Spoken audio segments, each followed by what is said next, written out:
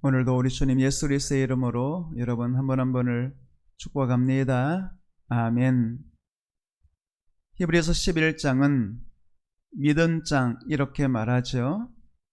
믿음의 사람, 믿음의 영웅들을 소개하고 있습니다. 오늘 말씀 보게 되면 믿음의 영웅들을 하나씩 소개하면서 중간 결산하는 그런 말씀이 되겠습니다. 5명을 소개하죠. 아벨, 에녹, 노아, 아브람, 사라까지 소개합니다. 그리고 이 5사람의 믿음의 사람의 공통점에 대해서 말씀하고 있습니다. 그러면 첫 번째로 믿음의 사람은 어떻게 살았을까요? 믿음의 사람의 공통점, 그러니까 아벨, 에녹, 노아, 홍수 이전의 3사람, 이후에 아브람, 사라까지 5명의 믿음의 사람의 공통점이니까 모든 믿음의 사람은 어떻게 살아야 되는지를 말씀하는 것 아니겠어요? 이 믿음의 사람의 공통점은 믿음으로 시작했고 그리고 죽을 때까지 믿음으로 살았습니다. 13절 말씀 볼까요? 13절 말씀 보게 되면 이 사람들은 다 믿음을 따라 죽었으며 믿음을 따라 죽었다. 이 말은 무슨 뜻이겠어요? 우리가 시작이 중요하죠. 사람들이 늘 말하기를 시작이 반이다, 시작이 중요하다, 이런 말을 하죠. 그런데 시작도 중요하지만 더 중요한 것이 있다면 마지막이 중요한 것 아니겠어요? 여러분, 달리기를 예를 들어서 설명해 보면 시작 잘해야죠.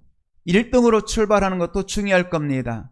더 중요한 것이 있다면 마지막 결승점에 1등으로 돌아야 되는 것 아니겠어요? 시작을 잘했으면 중간 과정도 잘해야 되고 더 중요한 것이 있다면 마지막 결론이 중요한 것 아니겠습니까? 믿음의 사람들은 믿음으로 시작했죠. 믿음으로 시작했고 믿음으로 살았고 믿음으로 마쳤습니다. 믿음으로 살았고 믿음을 따라 죽었어요. 그러니까 처음부터 끝까지 믿음으로 시작했고 믿음으로 마쳤다고 말씀하고 있는 것이죠.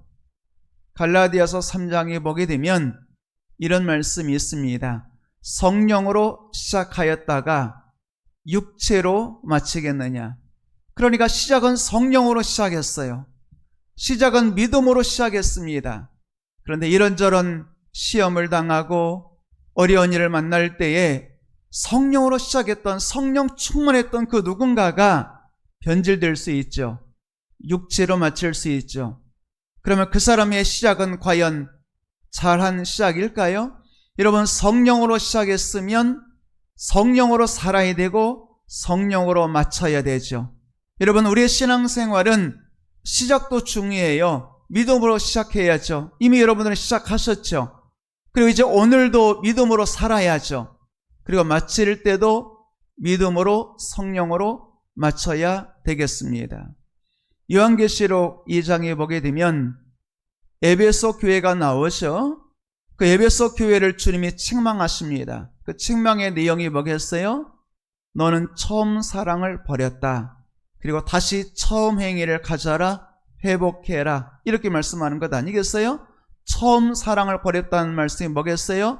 처음에는 주님을 사랑했어요. 에베소 교회는 시작할 때 주님 사랑합니다, 주님 사랑합니다, 주님을 사랑하는 교회였어요. 고백했어요. 근데 문제는 처음에 그 사랑이 변질되었습니다. 처음에 그 사랑을 버렸어요. 그리고 주님을 향하여서 냉랭한 마음을 갖게 된 거죠. 그러니까 주님께서 처음 사랑 버린 에베소 교회를 책망하셨죠. 그리고 처음 사랑, 처음 행위를 회복하라고 말씀하고 있는 것입니다. 성경에 보게 되면 이런 사람이 나오죠. 시작도 믿음으로 시작했고 그리고 오늘도 믿음으로 잘 살았고 마칠 때, 죽을 때까지 믿음으로 잘 살았던 한 사람을 소개합니다. 우리가 세례 요한 그러면 겸손한 사람, 주님의 길을 예비한 사람, 주님을 위해서 목숨까지도 내어놓은 사람, 여러 가지 할 말이 많이 있겠죠. 광야에서 늘 주님 앞에 엎드렸던 사람, 여러 가지 할 이야기가 있겠지만 사도행전 13장 25절 말씀 보게 되면 세례 요한에 대해서 이렇게 말씀하고 있습니다. 사도행전 13장 25절 말씀 보게 되면 요한은 달려가는 사람이었고 그리고 마지막 달려가는 그 길을 잘 마친 사람이었다, 이렇게 말씀하고 있죠. 요한이 그 달려갈 길을 마칠 때에, 그러니까 요한, 세례 요한, 그러면 첫 번째 성경이 뭐라고 말씀하냐면 이 사람은 달려가는 사람이었다는 것이죠. 여러분, 누워있는 사람, 걸어가는 사람, 달려가는 사람, 뭐가 와닿는 게 있잖아요. 그러니까 세례 요한은 열정이 충만한 사람이었어요. 하나님을 향한 사랑이 뜨거운 사람이었죠. 이 사람은 하나님을 사랑했기 때문에 주께서 주신 사명을 붙들고 누워있을 수 없었죠. 걸어갈 수도 없었어요. 달려가는 삶이었죠. 열정으로, 뜨거운 마음으로 주님과 함께 달려갔죠. 근데 중요한 것은, 더 중요한 것이 있다면 달려가는 인생인 것도 중요하지만 달려갈 길을 마칠 때까지 달렸다고 말씀하고 있는 것입니다. 세례 요한은 시작부터가 뜨거운 사람이었잖아요. 시작부터 아름다운 사람이었잖아요. 더 위대한 점이 있다면 그것은 그 달려가는 그 뜨거운 열정, 주를 향한 사랑, 또 주의 길을 준비하는 그 선구자의 사명을 열정적으로 달려갔을 뿐만 아니라 사명 감당했을 뿐만 아니라 마칠 때까지, 죽을 때까지 달려갔다고 말씀하고 있는 것이죠. 여기 앉아 계신 여러분들 가운데도 어쩌면 세례 요한처럼 하나님의 은혜 가운데 성령 충만하여서 뜨거운 마음으로 주님 앞에 사랑을 고백하고 충성을 고백하고 원하신다면 불 속이라도, 원하신다면 아골골짝 빈들해도 달려간다고 고백했던 분들이 있을지 모르겠어요. 여러분, 에베소 교회처럼 사랑으로 시작했을 수도 있죠. 성령으로 시작했을 수도 있죠. 그렇다면 오늘 스스로에게 한번 질문해 봐야 되지 않을까요? 나는 여전히 처음 그때 그 사랑 가지고 주님을 사랑하고 있는가? 나는 여전히 주를 향하여 달려가는 뜨거운 마음, 열정이 그대로 살아있을까? 그리고 오늘 이렇게 달려가는 나의 인생이, 내 인생 마치는 그날까지 나는 끝까지 달려가는 삶을 살 수 있을까? 한번 생각해 봐야 되지 않겠습니까? 세례 요한은 달려가는 열정, 그 열정 시간이 지나도 식지 아니하고 미지근해지지 아니하고 끝까지 마칠 때까지 달려갔던 사람 아니겠습니까? 세례 요한뿐이겠어요. 디모데후서 4장 7절 말씀 보게 되면 사도 바울이 스스로 자기 자신에 대해서 이렇게 고백하는 것을 보게 됩니다. 나는 나의 달려갈 길을 마쳤습니다. 그러니까 세례 요한뿐만 아니라 사도 바울도 나는 달려가는 사람이었습니다. 나는 달려갈 길을 달리는 사람이었습니다. 그리고 그 달려갈 길을 이제 마치는 시간까지 달려왔습니다. 이렇게 고백하는 것이죠. 자기 스스로의 자기 인생을 돌이켜보면서 내 인생을 한마디로 말한다면 나는 달려가는 사람이었습니다. 그리고 그 달려갈 길을 마칠 때까지 끝까지 포기하지 않고 주저앉지 아니하고 달려갔습니다. 이렇게 말하는 것이죠. 여러분, 오늘 시간 여러분들이 누워있는 삶이 아닌 혹은 걸어가는 삶도 훌륭하겠지만 세례 요한이나 사도 바울처럼 달려가는 인생, 주를 향하여 주님이 주신 사명 붙들고 내 마음에 뜨거운 열정을 뿜고 주를 향한 그 사랑으로 달려가는 삶을 살게 되기를 축복합니다. 그런가 동시에 달려가는 것도 중요하겠지만 마지막 끝까지 잘 달릴 수 있도록 여러분 기도하시기를 주의 이름으로 부탁드립니다.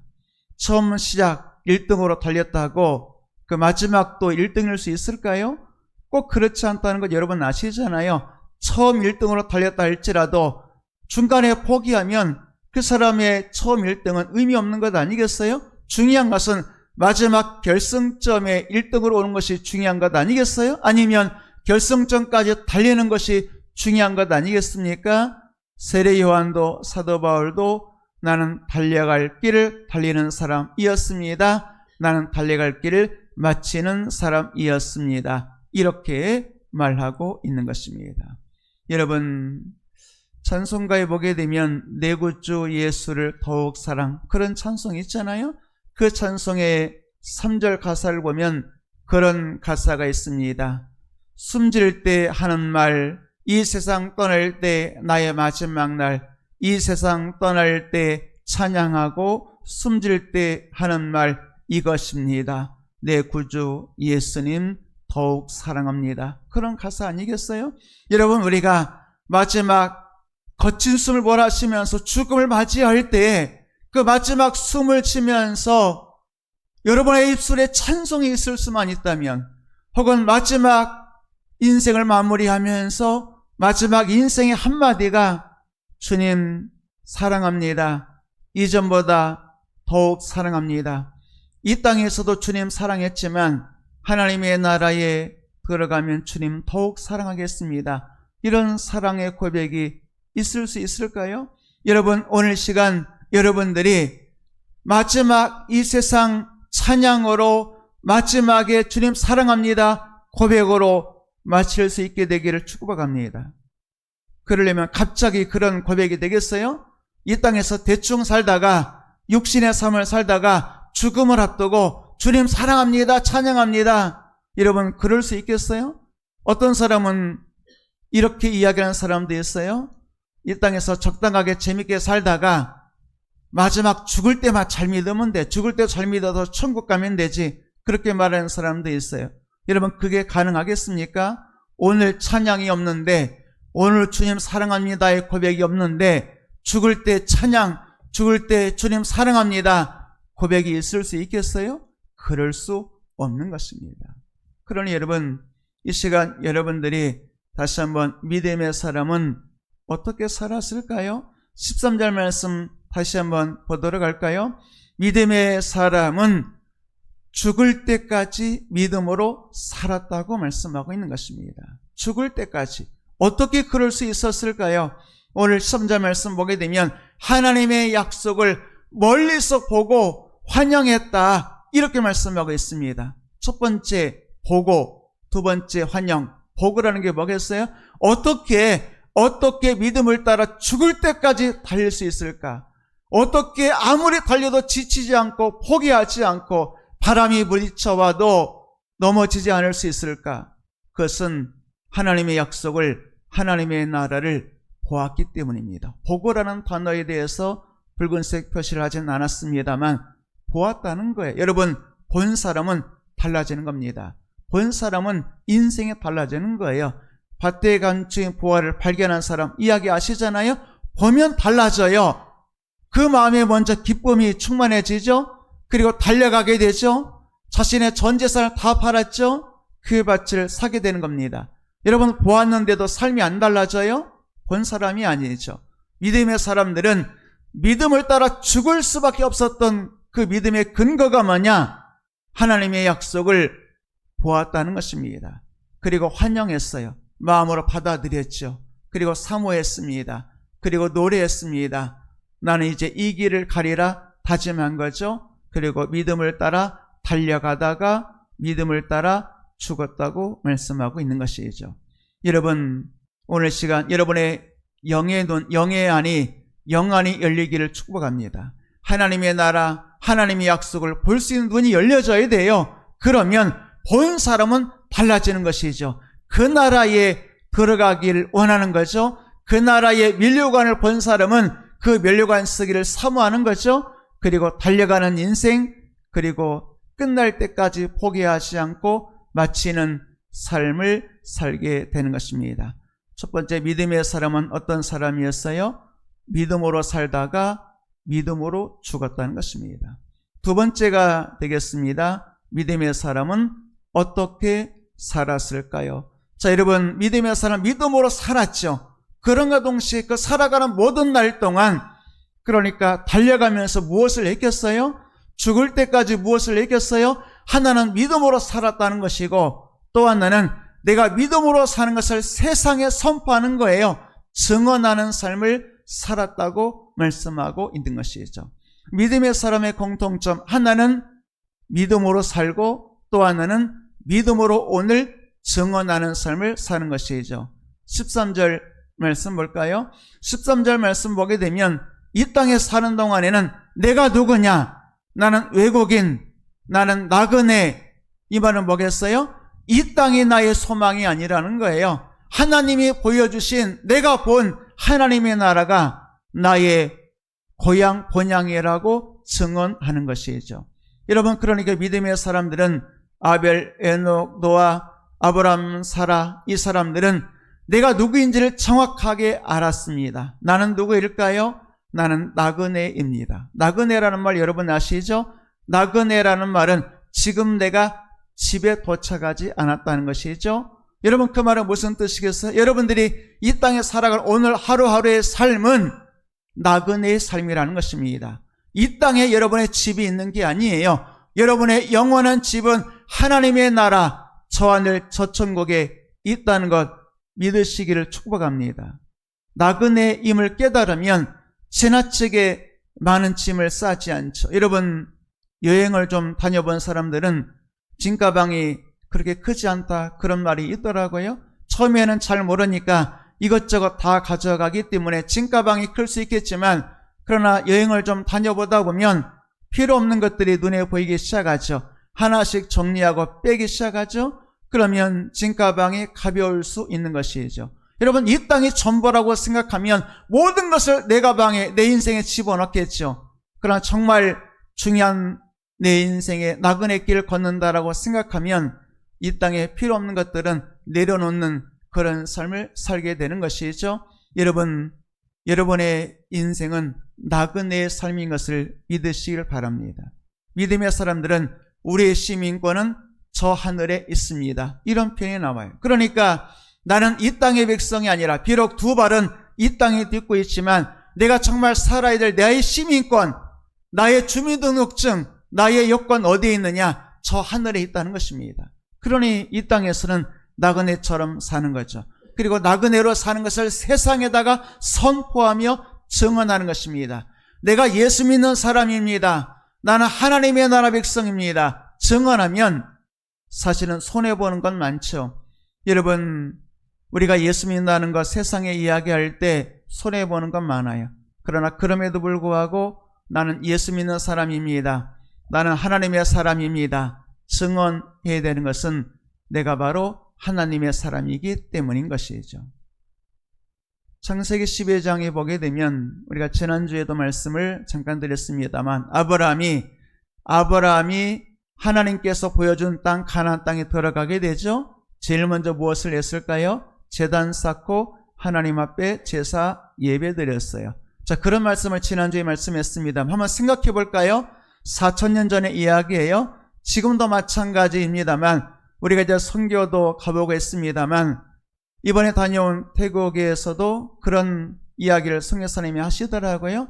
태국은 불교 국가죠. 그런데 만약에 선교사님이 가서 나는 예수 믿는 사람입니다. 그리고 공개적으로 이야기하고 그리고 누군가를 전도할 때 그 사람이 그 동네에서 다 혈연관계를 맺고 있고 똑같은 절에 다니는 그 사람들 중에 누군가가 나 오늘부터 예수 믿을 거요. 나 오늘부터 하나님을 믿을게요. 나 오늘부터 새로운 신앙을 가지고 새로운 하나님을 붙들게요.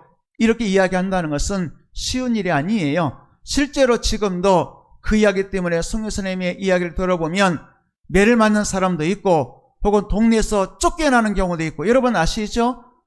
똑같은 혈연사회에서 한 시골에 사는데 그 동네에서 쫓겨난다는 이야기는 모든 경제활동이 단절된다는 것을 이야기해요. 살 수 없다는 것을 이야기해요. 그런 사회 속에서 내가 예수 믿는다는 것을 증언할 수 있겠어요? 혹은 고백할 수 있겠어요? 쉬운 일이 아니에요. 아브라함 다시 한번 생각해 볼까요? 지금도 그런 세상입니다만 아브라함이 살던 4,000년 전에 특별히 가나안 땅은 우상이 가득한 땅이었습니다. 우상을 섬기는 사람들이 가득한 땅이죠. 그런데 누군가 나그네가 왔어요. 낯선 사람이 왔죠. 그 사람이 자기들이 믿는 신이 아니라 여호와를 믿는다고 제단 쌓고 제사 드려요. 여러분 어떻게 되겠어요? 그 주변 사람들이 어떤 눈으로 보겠어요? 여러분 경계하는 눈으로 보겠죠? 혹은 심하면 아브라함을 죽이는 사람도 나타날 수 있겠죠? 얼마든지 그럴 수 있는 겁니다. 지금도 그런 세상인데 4,000년 전에 그러지 않았겠어요? 그 말은 무슨 뜻이겠어요? 아브라함이 제단 쌓고 제사 예배 드렸다의 의미는 단순히 나는 하나님을 사랑합니다. 물론 지난주 말씀의 주제는 그 다음에 자기 장막을 지었다. 먼저 우선순위가 하나님을 향한 예배, 그 다음에 나를 위한 장막집, 이런 말씀을 드렸습니다만 오늘 말씀에서 이야기해 본다면 아브라함은 제단 쌓았다의 의미는 목숨을 걸었다는 것입니다. 그리고 그 이방 세계 가나안 땅의 우상 숭배하는 원흉들 앞에 내가 누구냐? 나의 신분에 대해서 선포하는 겁니다. 나는 나그네입니다. 나는 여호와의 백성입니다. 나는 하나님을 섬기는 하나님의 사람입니다. 이것이 바로 신앙 고백이고 그리고 여호와의 백성인 것을 증언하는 것입니다. 단순히 말로 증언하는 것이 아니라 목숨을 걸고 증언하는 것이죠. 쉬운 이야기가 아니에요. 그러니까 단순히 아브라함이 예배 중심의 삶을 살았다, 예배를 먼저를 중요하게 여겼다, 이 정도의 이야기를 하는 것이 아니라 목숨 걸고 예배 드렸다는 것입니다. 물론 오늘 시대는 아브라함이 살던 시대나 혹은 태국의 불교 국가의 한 시골처럼 예수 믿는 것 때문에 동네에서 쫓겨나거나 혹은 매를 맞거나 그러진 않겠죠? 그러나 여러분, 오늘 시간 여러분들이 그 누군가를 만날 때 내가 하나님의 사람인 것을 혹은 내가 천국 백성인 것을 증언하는 삶을 살아야 되지 않겠어요? 삶으로 증언하고 말로 증언하고 사람들에게 복음을 전할 수 있는 그런 삶을 살아야 되지 않겠습니까? 여러분, 믿음의 사람의 공통점 뭐겠어요? 내가 누구인지를 정확하게 신분을 밝히고 내가 누구라고요? 이 땅에서는 나그네입니다. 나는 천국을 사모하는 사람입니다. 그리고 정확하게 증언하는 아브라함같이 목숨 걸고 증언하는 삶을 사는 것이죠. 쉬운 이야기가 아니에요. 포기해야 될 것이 많이 있을 수도 있어요. 다니엘서 1장에 보게 되면 다니엘이 뜻을 정했다는 말씀 나오잖아요. 다니엘이 바벨론 땅에 포로로 잡혀가게 되죠. 그래도 하나님의 은혜 가운데에 바벨론 느부갓네살 왕에게 선택되어서 흔히 말하는 공부를 시켜서 하급 공무원으로 시키는 그런 일에 이제 뽑히게 되잖아요. 그때 다니엘이 기가 막힌 뜻을 정하죠. 소년이었지 않았겠어요? 그런데 자기를 감독하는 환관장에게 이렇게 말하죠. 나는 뜻을 정했습니다. 왕이 내리는 음식 그리고 왕이 내리는 포도주로 나를 더럽히지 않겠습니다. 나는 오직 물과 채식만 하고 싶습니다. 다시 말하면 왕이 내리는 우상 앞에 드려진 그런 것을 내가 먹지 아니하고 신앙의 순기를 지키고 싶다는 것 아니겠어요? 여러분, 소년 시절에 왕이 내리는 음식은 그 속에 고기가 있었다는 이야기죠. 여러분 아시죠? 한 학생, 초등학교 고학년 혹은 중학생 정도 혹은 고등학생까지 포함될 수 있겠습니다만 여러분, 고기를 얼마나 좋아하는지 여러분 아시죠? 예전에 제가 그런 이야기를 들은 적이 있어요. 들은 적이 있는 것인지 제가 눈으로 파악한 건지 모르겠지만 청년들 가운데, 우리 교회 청년들 가운데 혹은 중고등부 애들이 한 명 정탐대가 내려온다 그러더라고요. 교회 반찬, 오늘 반찬이 뭔지는 제가 잘 모르겠습니다만 먹을 게 좀 있을까? 그 먹을 게는 뭐겠어요? 고기가 있는가를 보고 먹을 게 있으면 다시 올라가서 중고등부 청년이 올라가서 내려와! 오늘 먹을 게 있다. 다 내려오고 오늘은 풀밖에 없어. 채식밖에 없어. 그러면 우리끼리 나가서 다른 거 먹자. 뭐 그런 얘기를 제가 들은 것 같아요. 여러분, 그렇게 고기 좋아하는 시기가 청소년 시기 아니겠어요? 그런데 다니엘이 뭐라고 채식만 먹겠다는 게 쉬운 이야기겠어요? 그런데 다니엘은 그 왕성한 식욕이 있는 그 소년의 시기에 고기 먹지 않겠다는, 고기가 나쁘다는 이야기가 아니라 우상 앞에 드려진 고기이기 때문에 내 신앙의 순기를 지킬 수 없다는 것 아니겠어요? 여러분, 다니엘이 뜻을 정했어요. 믿음으로 뜻을 정했어요. 왕이 내린 음식, 고기겠죠. 포도주 마시지 않겠다는 거예요. 오직 하나님 앞에서 믿음의 순결을 지키겠다는 것이죠. 쉬운 이야기가 아니에요. 다른 사람들은 그 당시 이스라엘에서 잡혀온 수많은 포로들이 있었지 않았겠어요? 그 수많은 포로들도 그 마음속에 하나님이 없었겠어요? 신앙의 순결을 지키겠다는 마음이 없었겠어요? 그러나 그 누구 하나 그 시대의 체제 속에서 그 체제에 순응하고 자기 신앙을 드러내지 못하죠. 그럴 만도 해요. 이해는 가요.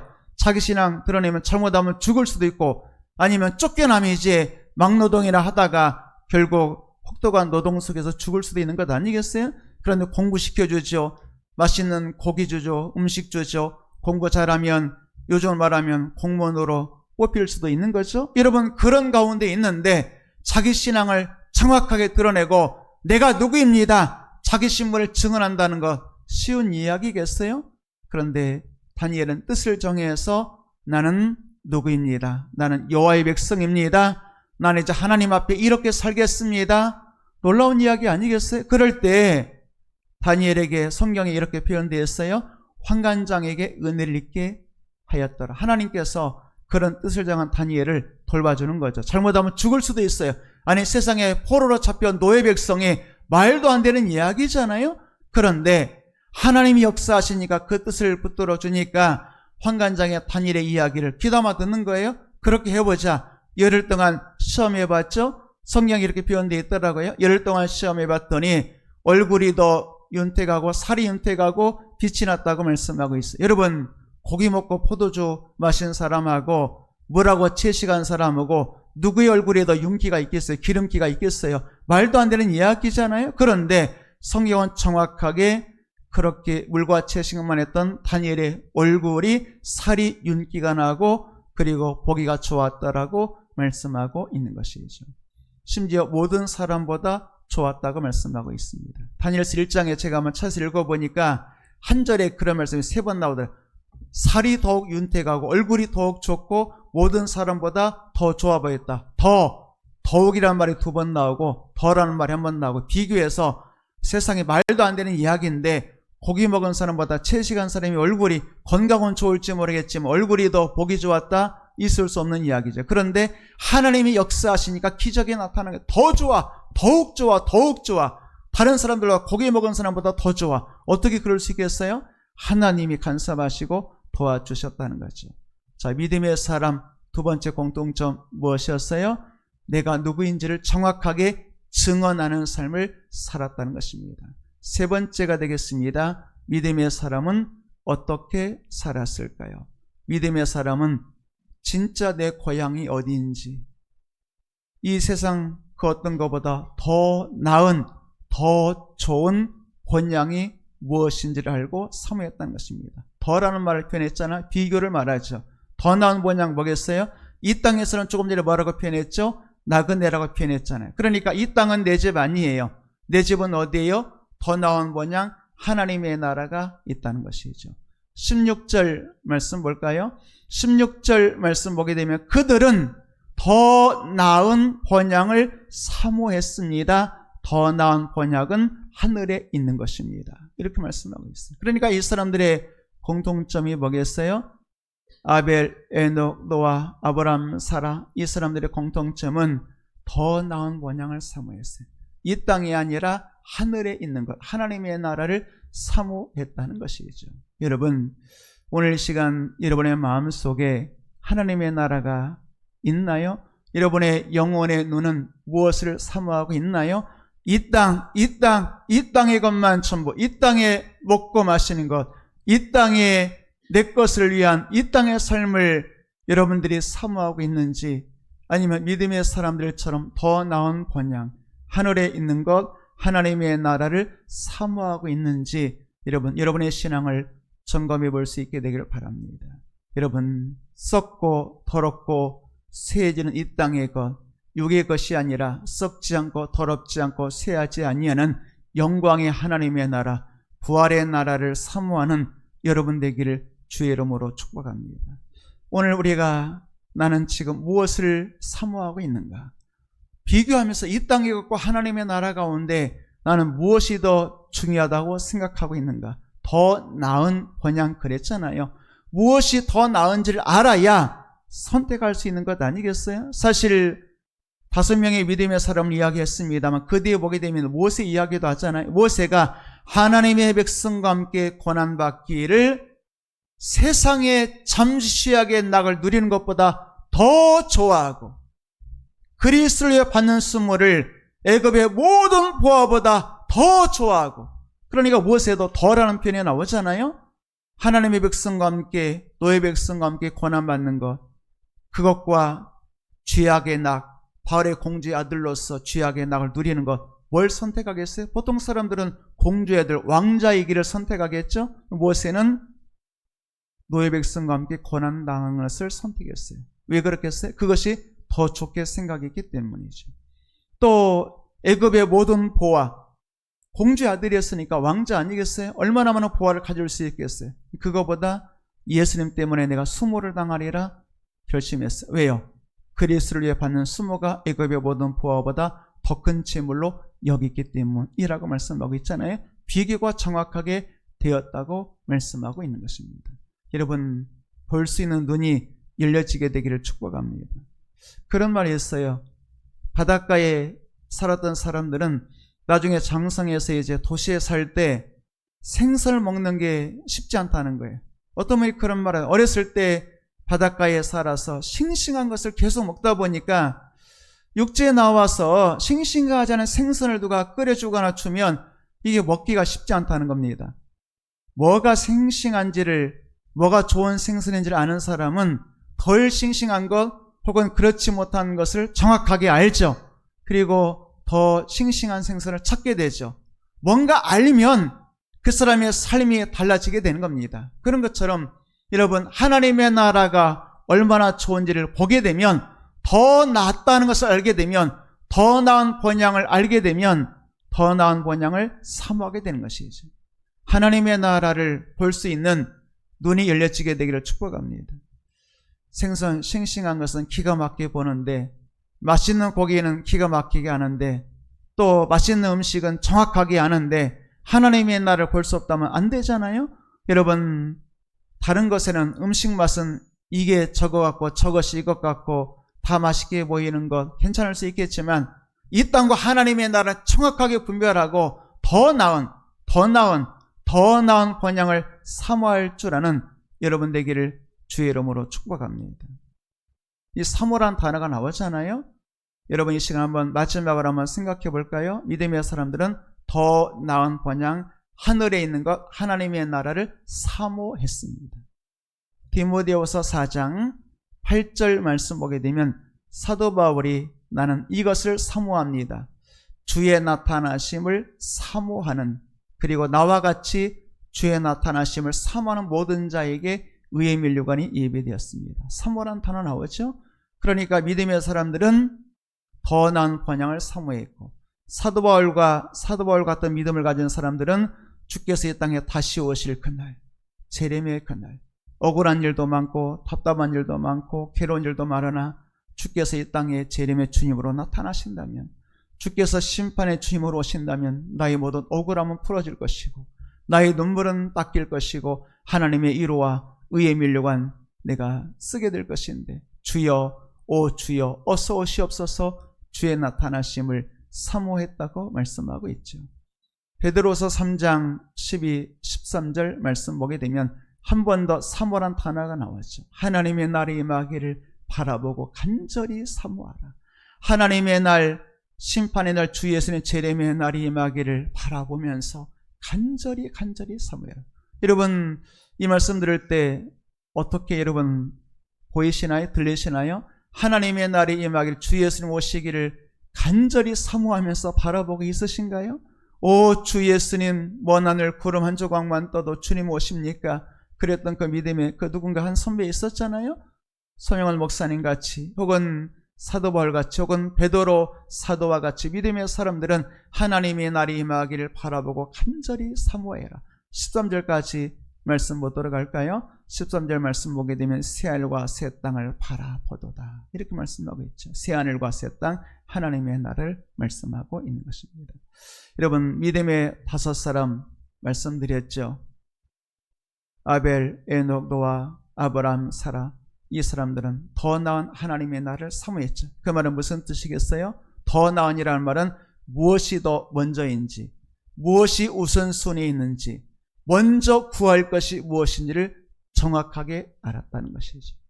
여러분, 예수님 말씀하셨잖아요. 먼저 그의 나라를 구하라. 그리하면 이 모든 것을 너에게 더하시리라. 오늘 이 말씀대로 먼저 나는 먼저 우선순위를, 먼저 그의 나라를 먼저 구할 것을 구하고 있는지, 그러면 주께서 내 인생 책임져 주시고 이 모든 것 더해 주신다는 약속의 말씀이 여러분의 삶에 실제되는 것 목격하게 될 줄로 믿습니다. 436장 찬송할까요?